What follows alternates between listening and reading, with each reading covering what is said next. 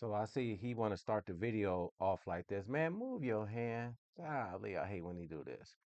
Welcome to the Garage, hosted by myself, Mr. Hollandness, and my spirited sidekick friend right here named Bone, who just happened to have his hand in my face. He know I don't like when he do that. This channel is your go-to for truth, practical advice, and empowering knowledge, all delivered with a little humor. Me and Bone bring a wealth of wisdom and credibility, while Bone tries to keep things lively. We break down complex ideas into simple, actionable steps with a little bit of laughter along the way.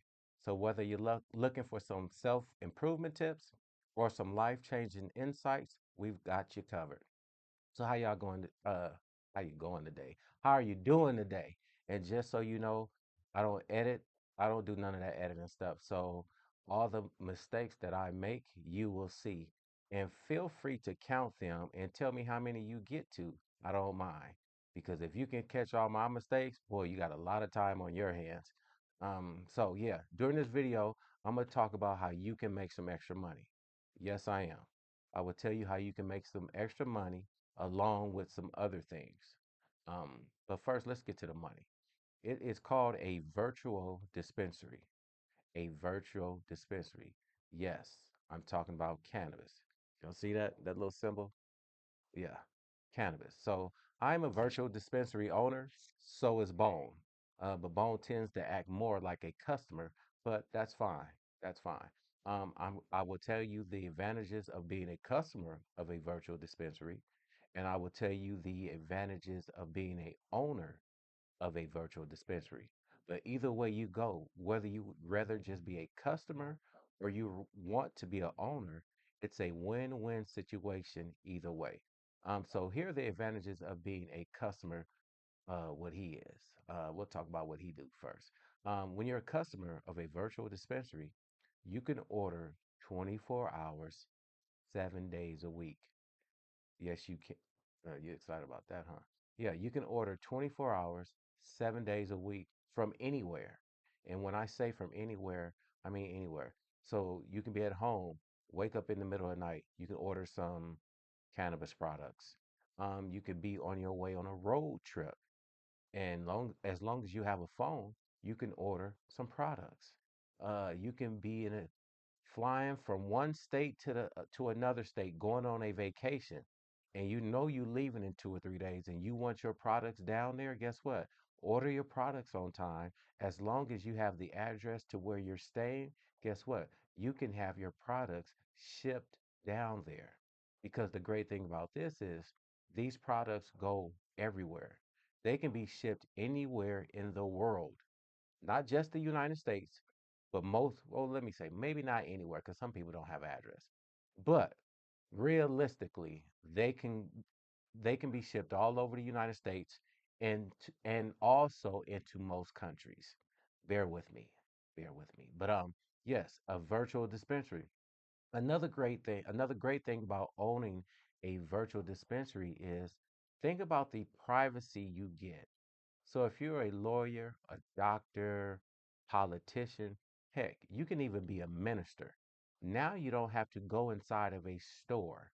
That's right. You could just pull out your phone, tablet, or your computer, and you can order your products. And you don't have to worry about everybody knowing your personal business. It's a win-win situation if you are a customer of a virtual dispensary. Now, oh yeah, and another great thing about it, if you're a customer, there's no face-to-face interaction because you never see anybody. No face-to-face interaction. And you know what? Another great thing about this too, now I'm thinking about it. You can also, this is a great way to send a gift to someone. Yes. Especially if you have a friend who lives in a certain, every state has not legalized cannabis yet. But the crazy part is you can ship this product to any state and it's legal. Put that together. That don't even add up, do it? I know it don't. But yes, you can. Now, let me tell you the advantages of being a virtual dispensary business owner like me and Bone are. But I'm really the owner. He acts more like a customer. Yeah, go to sleep. Go to sleep. But if you have a virtual dispensary and you're the owner, First off, there is no overhead costs.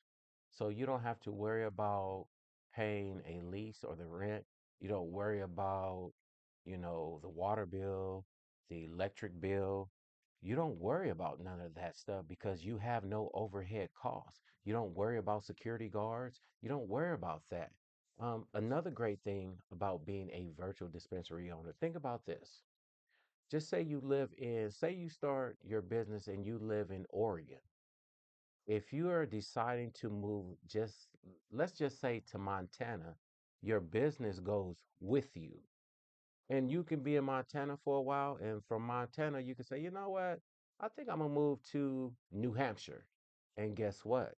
Your business goes with you. It's a virtual dispensary. But guess what? It gets even better. It gets even better. If you want to move out the country, guess what? Yes, you already know. Your virtual dispensary goes with you. This is a business that you can keep for a lifetime and take it anywhere you go as long as you have a smartphone, tablet, or a computer. You can't beat it. Um, Other advantages to being a owner of a virtual dispensary is what I call increased reach.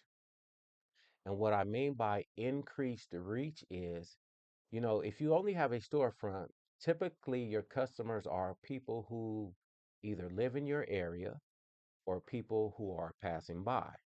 But with a virtual dispensary, you get the increased reach. That means people from all over the world can buy your product. Think about that.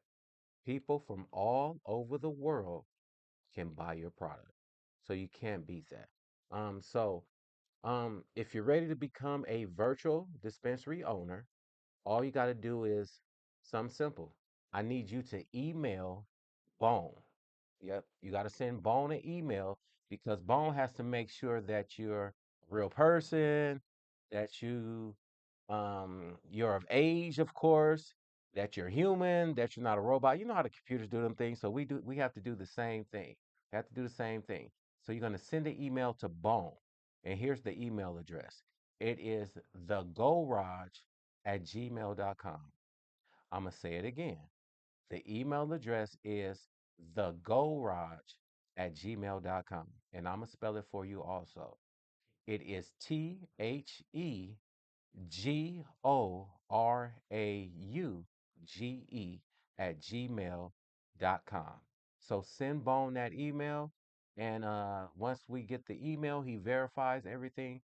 You'll be on your way to becoming a owner or a customer of a virtual dispensary. You ready for them emails, Bone? Hey, y'all see that? He's ready for those emails. Send those emails. Thegorage@gmail.com. Moving on. All right, let's talk about 811. 811 is a nationally recognized phone number that you call before you dig. And why is that important? It's very important. The reason why you call 811 is to find out where your underground utilities are, such as a water line, gas line, power lines, cable TV, phone lines, things of that nature. Uh, but the more important reason why you call 811 is to not cause a utility damage, but more importantly, so you don't kill yourself. And yes, you can kill yourself from hitting or damaging, as they say, a underground utility. But I got a better idea. This is what you can do. You can reach out to a company called Ground Vision. That's right. Reach out to Ground Vision. And you're going to email them as well. Their email address is groundvisioninc@gmail.com. Groundvisioninc@gmail.com. And the reason why you're going to reach out to Ground Vision is because if you have any questions regarding 811, any questions regarding Dig Alert, any questions regarding underground utilities, they will answer the questions for you. And they will be patient and take their time and educate you on the 811 process. So reach out to Ground Vision. Again, that is groundvisioninc@gmail.com. All right. We got this thing, me and Bone call, we call it the table of truth. And basically, the table of truth is where we bring a product, a person, a place, a thing. It can be anything. And we bring it to the table of truth and we expose the truth. It's simple. Or if it's a bad product, it could be something that you buy from a certain fast food place and you buy it and we all realize it's horrible. We'll bring that product to the table of truth and just talk about it. And sometimes we'll bring some good things to the table of truth. But today we're bringing guess who we're bringing to the table of truth. You're never going to guess anyway. That's why you're sitting here. Bone said I should bring me to the table of truth, and this is why. When I was about, I want to say I was about 12 years old, my grandmother had just bought a brand new at that time, way back in the day, like a minivan. It was like a minivan. She, I don't even think she had the minivan 6 months. So it was a new van. And I had this thing where I like to get in cars and move them, not drive around, but just move them. I might move up a few feet. I might back up some, but I really just want to start the car and move up or back. So one day I get inside my grandmother's minivan and I decided I wanted to move up some because she should have moved up further. And she already had another car in front. The other car was probably about, now that I'm thinking about it, it probably was about 15 to 20 feet in front of me. But I just had to move her minivan up a little bit more. Well, I get in the car, start her minivan, and as I'm moving and it's moving forward, for some reason, my foot slipped off the gas or the brake. It slipped off one of them, and the car just went forward and hit the other car right in the front. And I was paranoid. But after it hit the car, I put her car in reverse, backed up, and I just jumped out and looked, and I realized that there was no damage. But I thought I hit the car pretty hard. So I hit the car, look at it, get out. It looked fine to me. So I don't say nothing. Maybe about, I would say, about 2 to 3 months after that incident, one day I'm going somewhere with my grandmother, and I can't remember where we were going, but guess what? She happened to look at her front bumper. And as she's looking at it, she says, uh, my bumper looks crooked. And I remember just, I don't know what I said. I probably didn't say too much. I was only about 11 or so, 11 or 12. And I said, I don't know. And she kind of just blew it off and went about her business. But that is the truth. I was the one who hit the back of the car in my grandmother's minivan and kind of just didn't say nothing because the bumper, it looked fine to me. So I brought myself to the table of truth. Are you happy? Are you happy now? I did it. So now that I brought myself to the table of truth, hopefully what I've digested doesn't get me constipated. Yes, I meant that. All right, moving on. We're not going to do Bones health tips to die by, but as you know, sometimes Bone has these things, what we call, well, no, what he calls health tips to die by from Bone. So if you ever want to hear some of Bone's health tips to die by, um, check out some of the other videos. It's very interesting. But we are going to end with let's help each other. And let's help each other is very, very, very simple. You're going to help us, and we're going to help you. And this is how. You're going to send an email to us. And in your email, you're going to state what it is you sell, what it is you're trying to promote, whatever the heck it is you're trying to do or you want people to know about. We're going to tell everybody on this channel. And in return, this is how you're going to help us. You're going to like this channel. You can subscribe to this channel. Too, make some comments on the section, on this, on the channel. Make some comments or share or tell somebody about the channel. That's how we help each other. I'm helping you and you helping me. Got it? It's easy.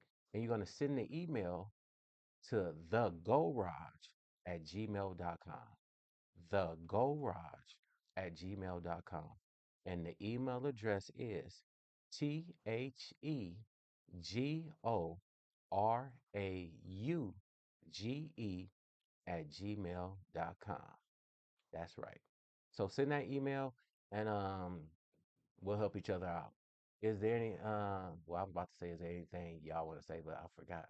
This is not a video call where we going back and forth. This is actually me doing all the talking. So, do you got something to say before I let these folks go? He said what he had to say. Like it or love it, but don't leave it.